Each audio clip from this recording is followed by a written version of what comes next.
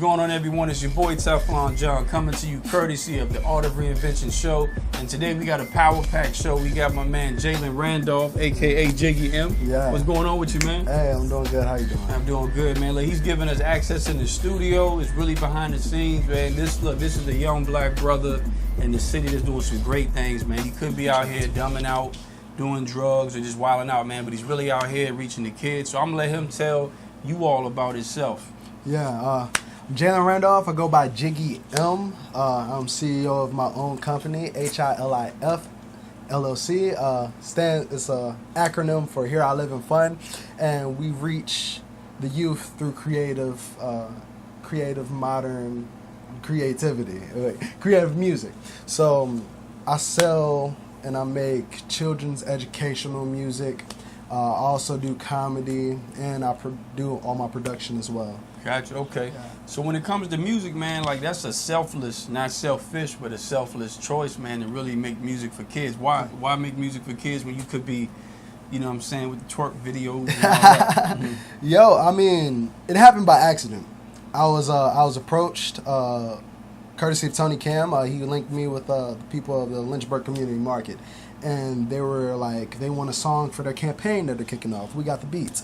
I was happy to do something where it was just me making the song. Like, I always wanted to just do a project to where it was just like me make the beat, I'm rapping on it, and see where it goes. So ownership. Yeah, I just took it and I ran with it, and then I saw the change. I saw exactly what it did. It developed a moment for these kids, which I feel like is the coolest part about the whole entire thing, is that these kids all shared a moment, and not only that, the knowledge that was put into them. And I'm like, what? I just did this by accident. I got kids looking at me saying my lyrics back to my face when I legit wrote these lyrics on my lunch break at work. You feel what I'm saying? So when I saw the power that your words have, I was like, yo, there's no other way to go. Like, this is an open lane. Nobody's taking advantage of it. I mean, we have all this whack, old school children's music out. Why not give them something, especially where the black kids can relate to? You feel what I'm saying? I the hip hop.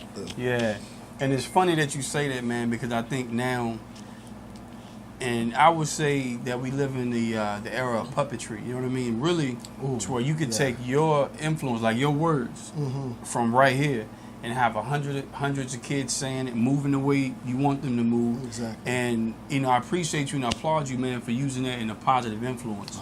How did it feel when you knew the power in your pen or pencil or just words that whatever you do or say, kids could do that? How did that change the way you write music? Oh, man, that blew my mind right there. I think that's one thing that blows your mind. And I feel like a lot of people, especially a lot of rappers, don't understand that fact, is how much your words can motivate a kid to do something. I remember seeing this little kid. His name is Quadir Gray. we were on the second shoot of We Got the Beats. We did it in 2 days.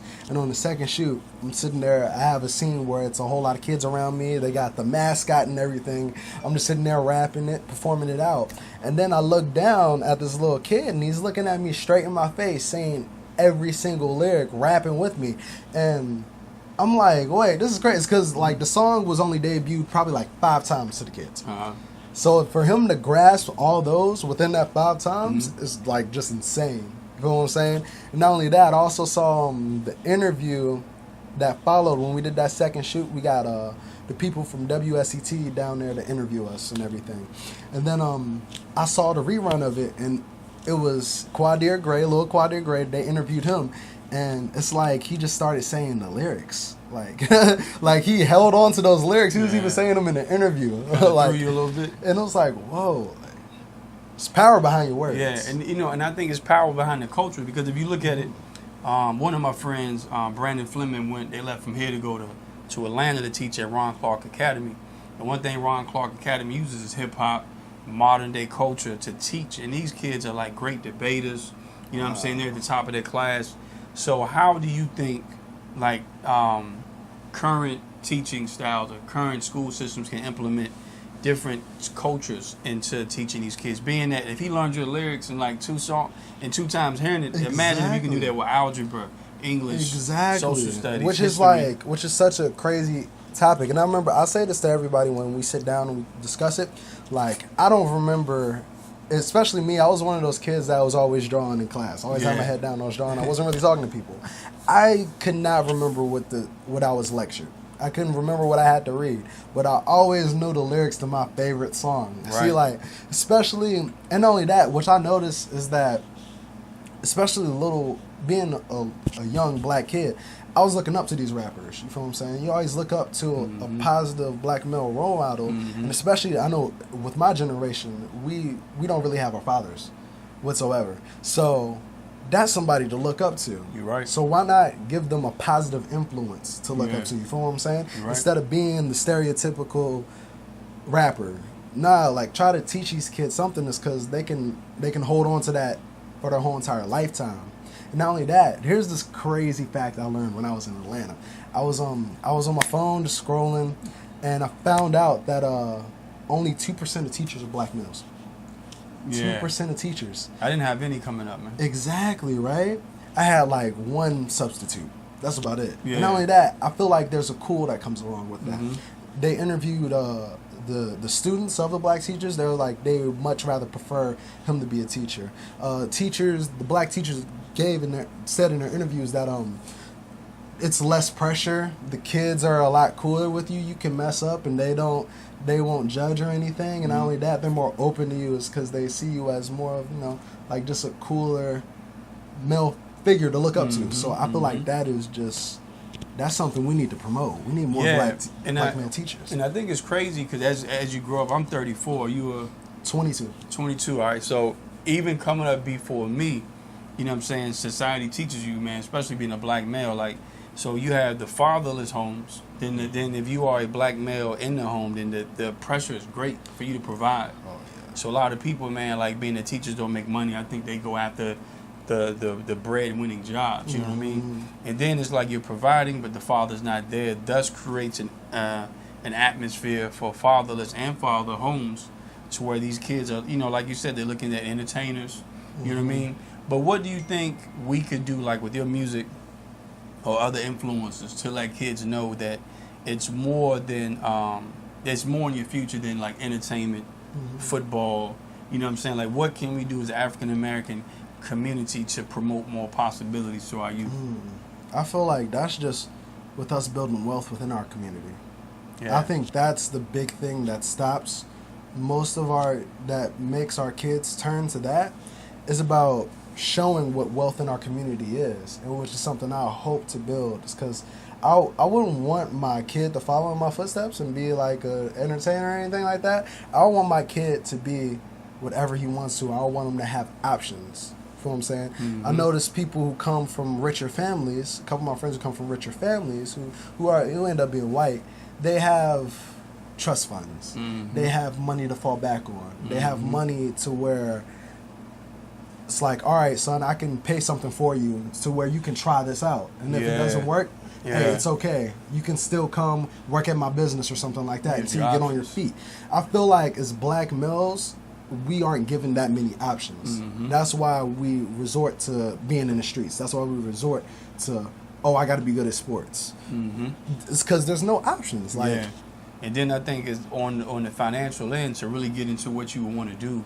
Because, like, when you're young, you really dream with your eyes closed. I think as a kid, we all live life blindly. Because you can look at something, that's my car, I want to be a doctor, I want to be a lawyer, to where it's something that's far-fetched. But then it's like at some age you realize, man, it's going to take all this. Mom's is barely here now. She working 2-3 jobs. We can barely eat.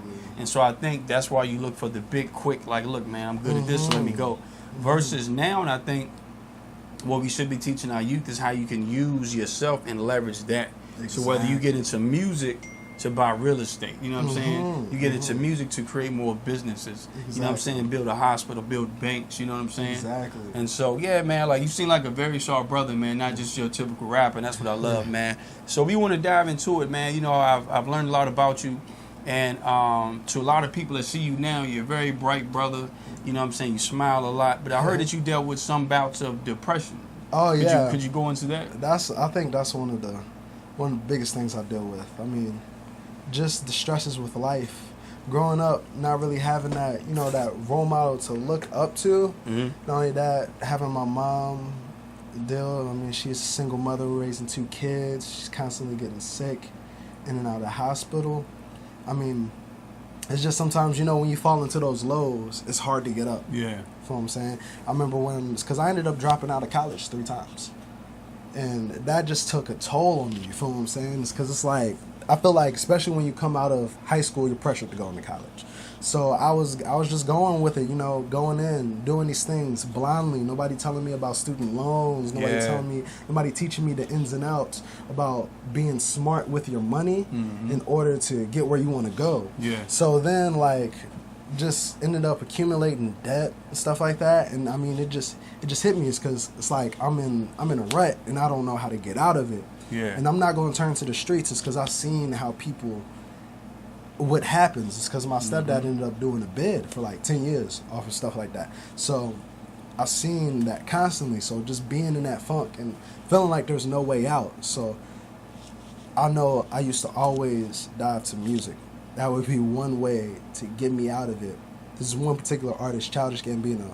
That's my idol. I swear to God, if I meet him, I'll freak out like some 16-year-old white girl type stuff. I swear I'll lose it. It's because I don't know, his words have spoken to me, and just the way he deals with stuff, it's totally relatable. Yeah. That's one other way I feel like I'm really effective too, is because I'm really relatable with the kids. So. And music is powerful in that right, man. Because like I said, I went through a lot of silent bouts of depression, man. Like, being in high school, losing our house and just watching everything being taken away from me, man. Exactly. And I remember days just wanted to give it up. You know what I'm saying? Contemplating suicide. Silently planning it.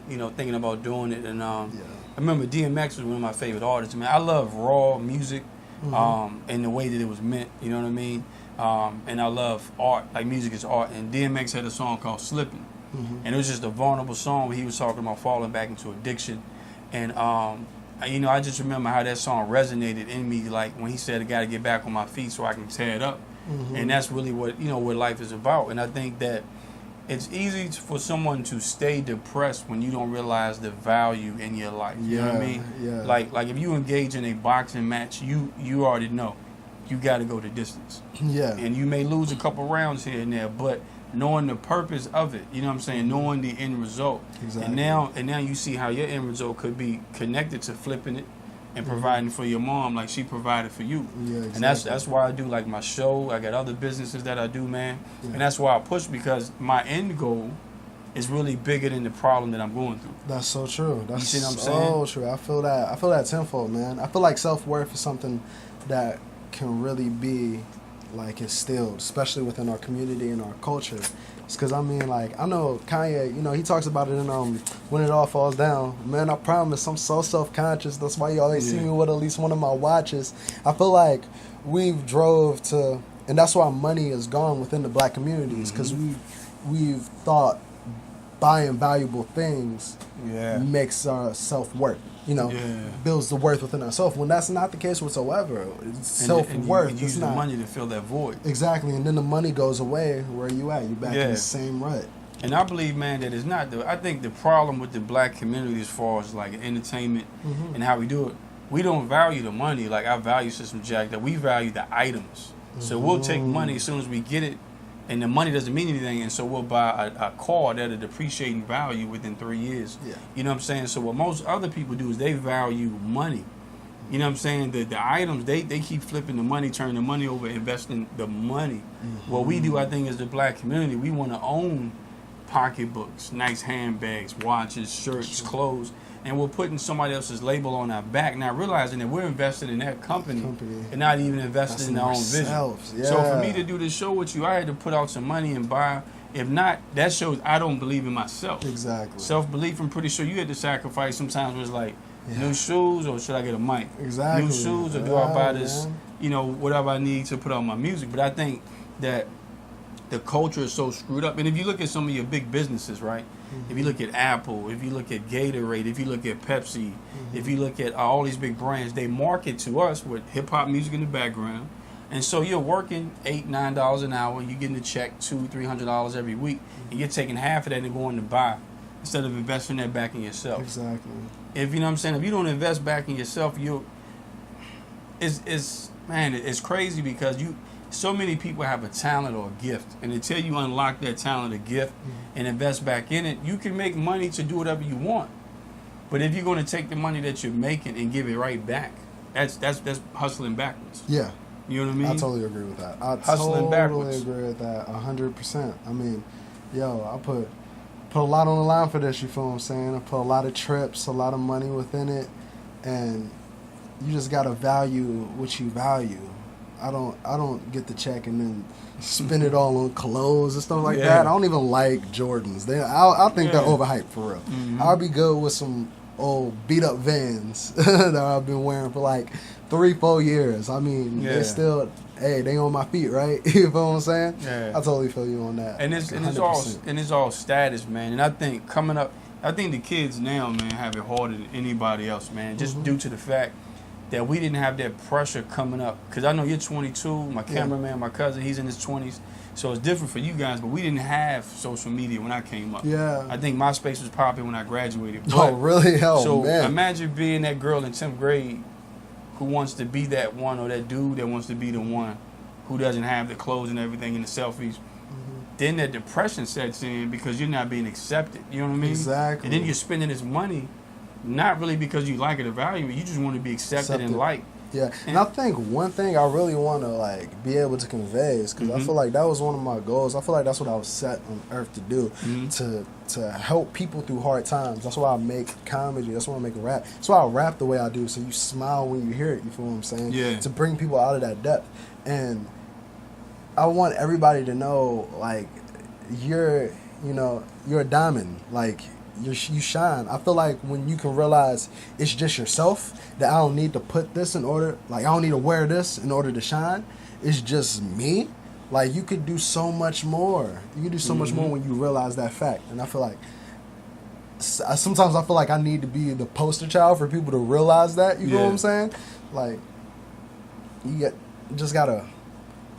Everybody's a diamond, man. Yeah. You gotta shine, though. And like you said, it's self-worth, so it's up to you to realize that. You know what I mean? And that's a big thing. And I just think some people, when they leave the house, they don't have anybody telling them at a young age that you're beautiful. You know what I'm saying? Young man, you're handsome. So what happens is you go out here and you look for somebody to validate that. Exactly. And sometimes it's, it could be somebody taking advantage of you physically. You know what I mean? It's somebody that could be taking advantage of a young male, telling him he's cute just to get that money out of him. You know what I mean? And it's crazy, right, man. So, we're just talking to Jalen, man. Like I say, man, you're great brother, man. I believe that you have a lot of insight, man. I believe that you're going to empower the youth. But going back to you saying that, you want people to notice and be self-aware, that you believe everybody is a diamond. And I believe that your music does it, man. So tell me about what's going on now with your music. I know you mentioned that you started a business with the jingles. Yes, man. I started a business. This has been something I've been saying ever since I was a kid. It's pronounced H.I.L.F, H-I-L-I-F. It's an acronym here. I live in fun. You don't need drugs to be high. You just can be high off life and have a good time. Word. And that was one of the key mottos I held when I was really getting out of depression. It was just something that I gravitated towards. So I decided to name that the company, and it's just using creativity to teach the youth and make them feel good. Especially with my music, my music is deeper than the lyrics. It's deeper than the sounds. It's a feeling. See, one genre that I've always loved and I've always respected is reggae. It's because reggae, as soon as you hear it, you start bouncing, and then you start smiling. You hear that good bass line and everything. Move through your body. Yeah, it's that feeling. So I try to convey that feeling in my music. That'll make you smile. That'll make you laugh. That'll make you get up and dance. That's the feeling that I'm going through the music. It all starts with the music, and then everything builds around it as far as the visuals, which I hold really dear too, is because I edit all my music videos. Gotcha. Yeah, and I actually want to get into making movies and comedies and stuff like that. So I take that part extremely serious. Yeah. Yeah, man, that's dope, man. How you using a platform that you really could be selfish with, man, and just do what everyone else is doing, make money quick. But I applaud you for that, man. Like by taking the left where everyone else went right, and actually using your platform to empower people. And truly, man, that's what it's really about. Is using your platform for something that can really help a lot of people. Like people are hurting, you know what I'm saying? A lot of people are prideful and they're not saying they're hurting. And you're seeing that, you're seeing the results of it with school shootings in public places, suicides. So tell me, man, about more about what you just recently done.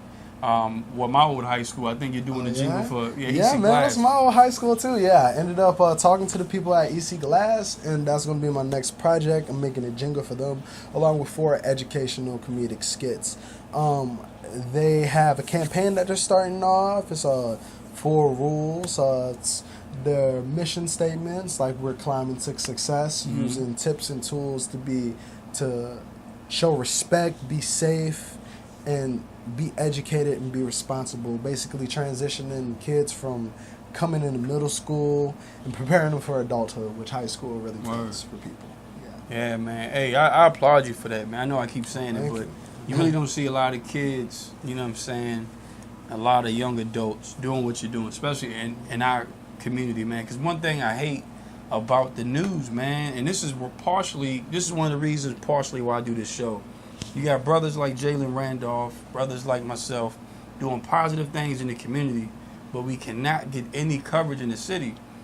But as soon as there's a shooting or something like that, man, it's on the news 24/7.